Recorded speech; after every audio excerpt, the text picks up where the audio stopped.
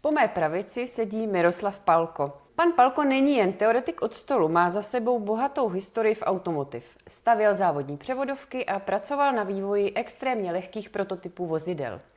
Dnes se však jeho nápady chystají mnohem výš, přímo do vesmíru. Pane Palko, vy vedete vývoj projektu s názvem Jarmil.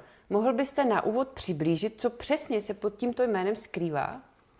Tak pod názov Jarmil vznikol asi až na 7. pokus a je to v podstate kombinácia dvoch čerpadiel a samotného motora.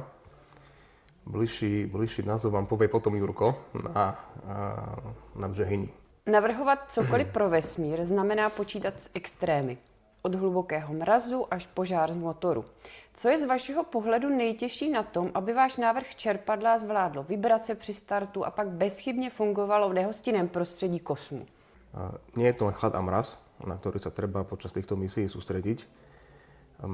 V rámci navrhovania rôznych prípravkov pre Airbus sme zvyknutí na tú administratívnu záťaž. No ale pri týchto vesmírnych projektoch je to ešte o dva levely vyššie. A dať dokopy nejaký funkčný prototyp v rámci ESA projektov je trošku aj uľahčené tým, že tá ESA vás naviguje. Nikdy nemôžete prísť nejakou hotovou celou vecou. Vyslovene ESA si vyžaduje, aby ste robili tie úplne maličké kroky a stále na vás kvázi dozerá. Čiže kým prídeme do toho štádia už nejakého finálneho výrobku, tak hrozne veľa dielčích častí už bude otestovaných. Aby sa presne nestalo to, že zrazu to vyletí na orbit a je nejaký veľký problém. Díky simulacím od kolegů z Lenamu vidíte výsledky dřív, než se čerpadlo vůbec reálně vyrobí. Dá se vyčíslit, kolik času a prototypů vám tohle jakési testování na nečisto ušetří, než se pustíte do finální výroby pro ESA? Percentuálne je to veľmi ťažko takto vyčísliť, ale samozrejme tá pomoc je výrazná. Tým, že dostaneme tie prvotné výsledky od Lenamu, tak my to vieme potom ešte aj spätne prekalkulovať a môžeme sa s tým, ako sa hovorí, hrať. No a do tej následnej výroby v prototypovom a inovačnom centre Strojníckej fakulty v Košiciach už pôjde iba ten overený model. A následne, keď sa to všetko vyrobí, tak my si v rámci Avrelu vieme spätne skontrolovať ten úplne pôvodný návrh. Čiže tu je tá krásna symbióza medzi Lenamom, prototypovým a inovačným centrom a Aurelom. Vývoj pro Evropskou vesmírnou agenturu si řídí extrémně přísnými pravidly na dokumentaci každého detailu. Je tahle důsledná kontrola pro vaše partnery v Aerospace tou hlavní zárukou, že technologie v kosmu nesklame? Je pravda, že tá byrokracia, ak to môžem takto nazvať, je v rámci ESA naozaj výrazná. Z druhej strany to chápem, pretože oni si tiež nemôžu dovoliť poslať na orbit niečo, čo nejak je z niečoho vyrobené nejakým spôsobom, možno to nejak funguje. Takže úplne chápem tie administratívne náročné kroky, ktoré sú za tým skryté. Ale v rámci prototypového a inovačného centra už máme veľa skúseností. Dokonca fungujeme pod leteckým certifikátom AS 9100, čo nám umožňuje vyrábať komponenty pre letecký priemysel. A tam sú tie pravidlá takisto veľmi náročné.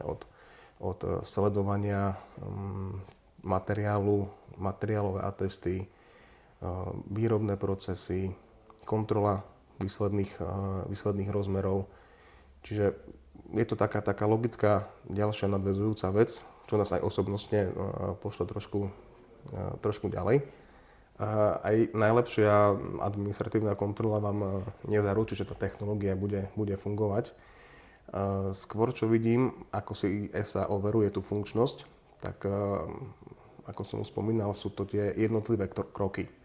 To znamená, že vy aj keď začnete dávať dokopy povedzme nejaký motor s dvoma čerpadlami, tak nikdy to nerobíte naraz. Stále si to musíte ísť úplne od začiatku, začať s jedným čerpadlom. Tie isté kroky urobiť pre druhé čerpadlo. A až keď máte každý jeden komponent zvlášť otestovaný a vyskúšaný, až následne to môžete spájať. Čiže ESA dáva pozor na to, aby ste nezačali možno príliš skoro, alebo aby ste nezačali už vo vyššom leveli TRL a na to je veľmi striktná. Skupina Aurel je známá hlavně díky špičkovému vývoji, testování bezpečnosti aut a crash testům. Na první pohled se může zdát, že to má k vesmíru daleko. Ale co mají společného zkušenosti s krizovými scénáři v silničním provozu s vývojem raketového čerpadla?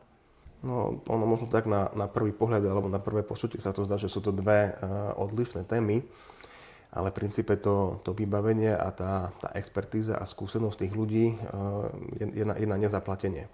A teraz, či sa zameriate na vývoj polosy a tenzometrické meranie polosy, tak to nie je až tak odlišné ako od merania tenzometrie ozubeného čerpadla.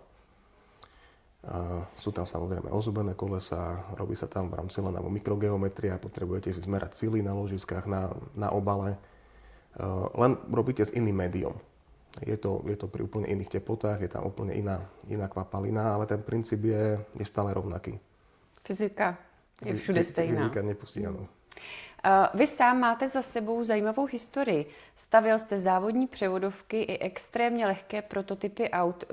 Pomáhá vám tahle praktická zkušenost s laděním věcí, tak říkajíc na hranu, i u takhle složitých vesmírných projektů, jako je Jarmil?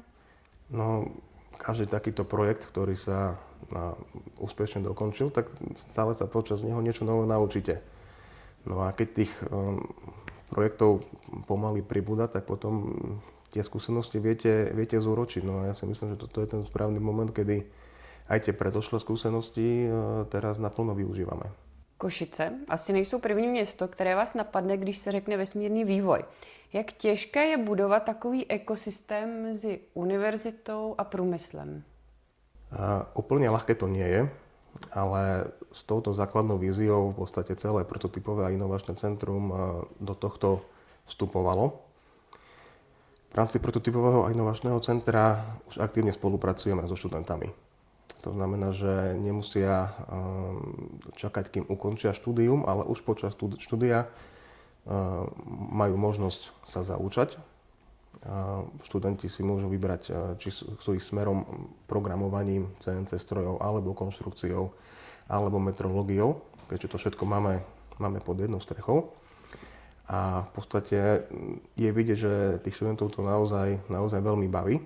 A tým, že si môžu ošahať tie reálne projekty, ktoré naozaj fungujú a sú často významnými výstupmi prototypového inovačného centra, tak už naberajú hrozně veľa skúseností. Ve vesmíru neexistuje žádný servis, ani druhý pokus, žádný odstavný pruh. Podle čeho vy jako inženýr poznáte ten moment, kdy už na tom čerpadle není co ladit a vy si můžete říct, tak a teď je to 100% a dávám za to ruku do ohně? No, je to tých množstvo skúšok. Samozrejme, po každých skúškach sa komponenty musia rozobrať, detailne sa sledovať, spätne pozrieť, v akom sú stave. Veľa vecí už dneska v rámci Lenamu sa dajú aj predikovať.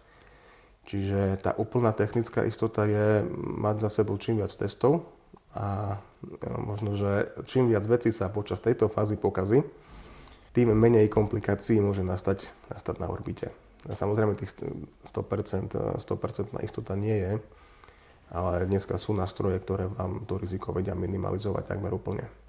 Vy jste stavěl závodní převodovky, lehké prototypy, teď raketové čerpadla. Co vás konkrétně pohání na cestě za nejnovějšími technologiemi a objevy? No, tak to už mám asi žité od malička. A tým, že som aj niekedy lietal, tak mám k tomu veľmi blízko. No a motošport je jedna vašeň, ktorú aktívne dokážem v rámci práce spojiť. No a ten aerospace, to ma lákalo vždy.